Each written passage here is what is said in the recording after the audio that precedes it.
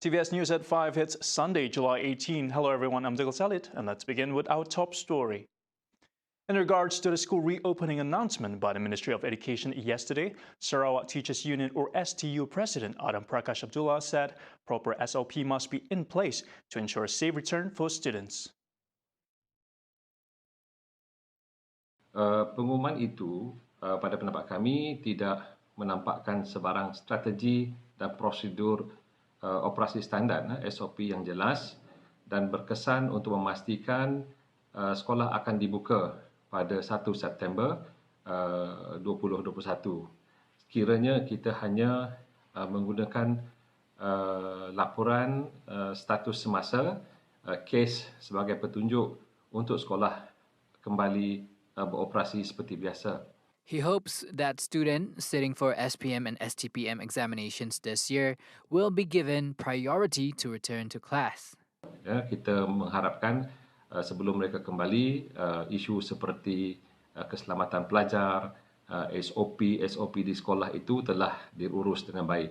Adam further said the current learning process is disrupted with the constant postponement of school reopening, and added that face-to-face learning with teachers is important for a student's success. At present, STU is doubtful that schools will reopen by September 1 if there are no clear measures that can replace PDPR with face-to-face learning. Another quick action from members of the public who jumped into a monsoon drain to rescue a family stuck inside their overturned vehicle at Petrajaya last night saved the lives of a family of 4 from drowning.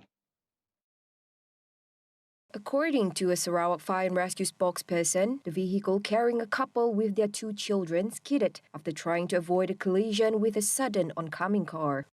More than 12 people, including a Grab food rider, jumped into the 2-meter-deep drain to extricate the victims before the arrival of rescue personnel. The heroic action caught the attention of Sarawak Fire and Rescue Department Director Khairuddin Rahman, commended their bravery to save the lives of others. All the victims were reported to be safe but suffered trauma and were attended to the Bomba Emergency Medical Rescue Services before being taken to Sarawak General Hospital. And the body of a septuagenarian woman who was reported missing since Thursday was discovered by the Fire and Rescue Department around 3 p.m. on Saturday. The body of the deceased, identified as Samban Sabut, was found at a forested area behind Rumah Lenggang Nangga Tajam in Selangau. According to a Bomba spokesperson, the body was found about 200 meters from the search and rescue control post and was pronounced on the scene. The body was later handed over to the police for further investigation. In a fateful incident, the deceased was believed to have gone out to look for fruit in the nearby forest. Meanwhile, the Retail Industry Vaccination Program, or REVAC, which sets out to vaccinate 105,000 retail sector workers before August 31st, will help the livelihoods of those in the sector and the continuation of the business. Domestic Trade and Consumer Affairs Minister Dato Sri Alexander Nanda Linggi said he hoped that there would be no delay to the program, which is slated to commence on July 26th. Nanda was met by reporters after presenting the food baskets under the National People's Wellbeing and Economic Recovery Package for the Song District in Kapit Parliamentary Constituency on Saturday. A total of 3,000 food baskets worth 100 ringgit each will be allocated for Katibas, Bukit Goram and Pelago state constituencies that come under the Kapit Parliamentary Constituency. The Royal Malaysian Police will not accept documents from the Ministry of International Trade and Industry, or MITI, as a valid movement permit for the 4-day period from July 18 to 21st for interstate travel. This decision was made following the detection of an increase in the number of vehicles on the highways over the past 2 days. This is to prevent irresponsible parties from abusing the MITI permission letter as a cross-state approval for Aidil Adha celebration. However, the police chief said the movement restriction does not apply to emergency matters with police permission as well as health matters, including vaccinations. He warns that any party found violating the movement restriction would face stern action without compromise. He also advised the community to jointly play a role in flattening the COVID-19 pandemic curve.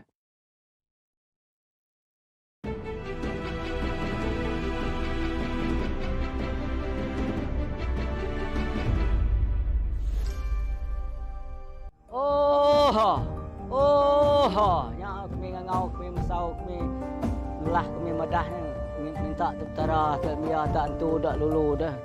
Datai dituk sangkai dituk minta kami tu minta tolong minta sukuang kami tu ban kami tu bisik ibun lada kami tu dituk. Ban lada tu ni pengat nadai rega penyakit kelumayuh ke sakit kulat sinu tainya ka buru ka kebu ka kesai kami tu.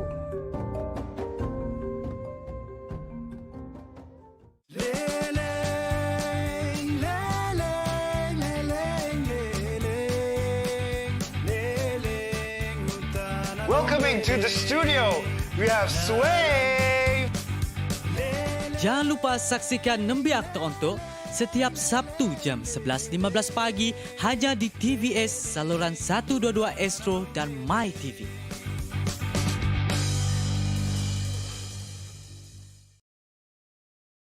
Iris, I just want you to know, siapa benda yang lebih membahagiakan bila bersama dengan kita. Abang, adik si gila. Adik si sakit, bang. Adik si belum semua tu. Adik belumkan sahut. Si guna Mahathir semua tu, tapi hati busuk macam bangkai. Awak tinggal. Okey, sayang.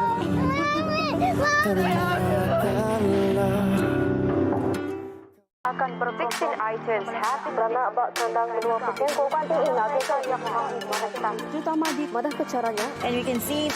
Salam sejahtera. Warnailah hidupmu, tampilkanlah bakat baru. Sarawak pasti maju, menginspirasi duniamu.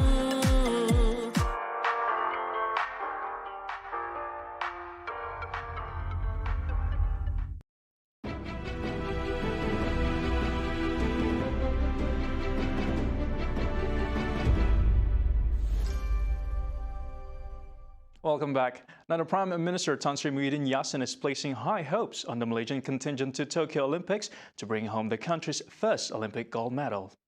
The Prime Minister delivered his words of encouragement to the national contingent at the Kuala Lumpur International Airport, or KLIA, on Saturday before they left for the Games. Muhyiddin in his speech said he was confident that the athletes representing the country were the best and would shine at the Games. He hoped that under the leadership of the head of the mission, Dato' Lee Chong-wei, the Tokyo Olympics would see the national contingent produce their best ever result in the history of the Games. Similarly, Muhyiddin also reminded the national contingent to always pay attention to their health and safety given the current COVID-19 pandemic. Malaysia will be represented by 30 athletes at the 2020 Tokyo Olympics who will compete in 27 events covering 10 sports with the main aim of bagging the country's first gold medal scheduled from July 23rd to August 8.